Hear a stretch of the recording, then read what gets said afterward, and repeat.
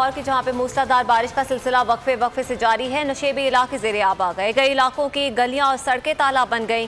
ساون کی بارش نے ہنستے بستے گھر پر قیامت ڈھا دی۔ کانا میں چھت گرنے سے 3 بچے جاں بحق، 2 زخمی ہو گئے۔ برسات کے باعث بجلی کا نظام درہم برہم۔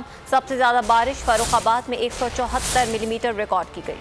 بادل ہوئے منہ جل تھل ہو گیا پورا لاہور۔ صبح سویرے کالی گھٹاؤں سے ٹپ ٹپ پھوار پڑنے لگی۔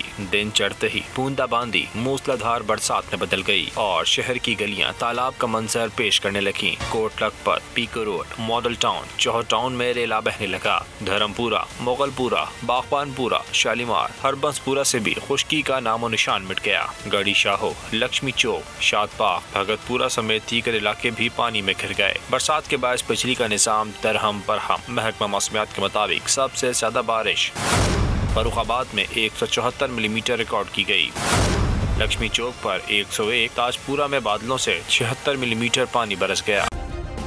سبسکرائب کریں اور بیل دبائیں تاکہ کوئی خبر رہ نہ جائے۔